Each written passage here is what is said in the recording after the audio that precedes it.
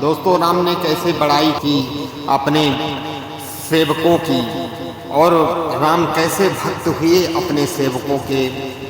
भक्त शिरोमणि भगवान श्री राम और भक्त शिरोमणि हनुमान दोनों ही भक्त हुए एक दूसरे के। कैसे?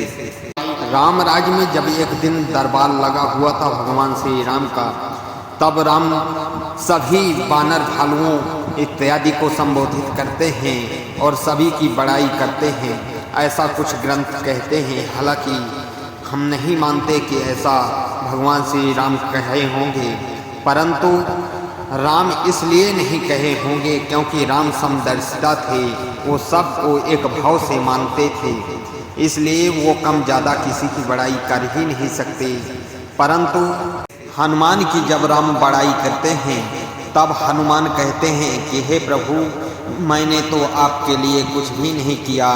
जो कार्य आपके लिए महाराज सुग्रीव, विभीषण, लक्ष्मण जी और भरत जी जैसे महापुरुष आपके लिए कार्य किए हैं, उनके सामने मैं तो एक तुच्छ सेवक हूँ। इसलिए हे प्रभु, मेरी बड़ाई इसी में है कि मैं आपके चरणों का एक भक्त हूँ। तब भगवान श्री राम कहते हैं कि हे हनुमान, सभी ने मेरे साथ जो भी परोपकार किया है उस हिसाब से उन्हें कुछ ना कुछ प्राप्त हुआ है, और मगर तुमने जो भी कार्य किया है वह निस्वार्थ भाव से किया है, उससे तुम्हें कुछ भी नहीं मिला। और हाँ दोस्तों, अगर आप लोगों को राम ने राजाभिषेक में क्या जनता को आश्वासन दिया और राम का राज तिलक कैसे हुआ देखने के लिए आप लोग इस वीडियो के डिस्क्रिप्शन में जाकर लिंक दिया हुआ है, देख सकते हैं। और हनुमान ने क्यों छाती चीर के राम सिया की छवि दिखाते हैं, इस वीडियो का लिंक भी डिस्क्रिप्शन में आपको मिल जाएगा, आप लोग जाकर देख सकते हैं।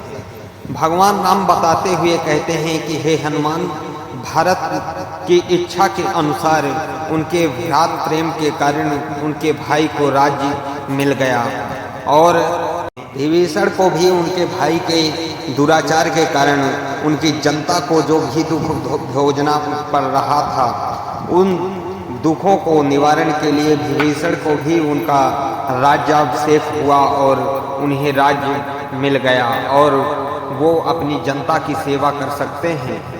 हे हनुमान, उसी प्रकार सुग्रीव के साथ जो अन्याय हुआ था उनके भाई बाली ने किया था, सो सुग्रीव का भी कार्य सिद्ध हुआ और उनका खोया हुआ राज्य वापस मिल गया और उनकी खोई हुई पत्नी भी वापस मिल गई। हे हनुमान, इस प्रकार से सुग्रीव का भी स्वार्थ पूरा हुआ और हमारा भी। अंगद ने जो भी परोपकार किए उसके लिए वह किष्किंधा के राजकुमार थे और साथ में युवराज भी हुए किष्किंधा के, इसलिए उन्हें भी कुछ ना कुछ तो मिला ही। हे हनुमान, इस प्रकार से तुम तो एक राजा के पुत्र होते हुए भी अपना राजपाट त्याग कर मेरे संकट हरे, इसलिए हे हनुमान, आज से तुम्हें संसार संकट मोचन के नाम से भी जाना जाएगा, संकट मोचन महाबली हनुमान। हे हनुमान जी, आपने केवल मेरा ही संकट नहीं हरा, अपितु आपने सुग्रीव का भी संकट हरा। सुग्रीव की मित्रता मुझसे कराकर उनका राजपाट वापस दिलवाया। इस प्रकार से तुम सुग्रीव के भी संकट मोचक हो गए। हे हनुमान, तुम महान परोपकारी हो। तुमने तो विभीषण का भी इसी प्रकार से हमसे मित्रता कराकर उनका भी राजपाट वापस दिलवाया, जो उनके योग्य था, जो कि रावण के योग्य नहीं था। हे हनुमान, तुम महान हो। हनुमान जी कहते हैं, हे प्रभु, अपने भक्तों की इस प्रकार से बड़ाई करना तो भगवान का ही काम होता है। हे नाथ, आप महान हैं, आपने जो मेरी बड़ाई की है। दोस्तों, हनुमान और जाबवंत ये दोनों ऐसे महापुरुष थे उस समय के, जो भगवान के साथ निस्वार्थ भाव से उपकार किया हुआ था। जाबवंत का भी इसमें कोई स्वार्थ नहीं था। हालांकि जाबवंत ब्रह्मा के पुत्र होने के साथ सबसे बूढ़े थे, इसलिए वो मार्गदर्शक भी थे रामायण में, और महान पात्र भी थे। हनुमान राम भगवान के सम उम्र वाले थे, परंतु वो महान ज्ञानी और महान तेजस्वी और परोपकारी भी थे।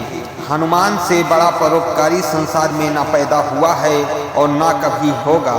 हनुमान महान थे, इसलिए राम ने तो कहा है कि आप संकट मोचन महाबली हनुमान हैं। दोस्तों, यह कथा कहाँ तक सत्य है मैं नहीं मानता, परंतु यह जरूर मानता हूँ कि हनुमान महान परोपकारी और सभी के संकट हरने वाले थे।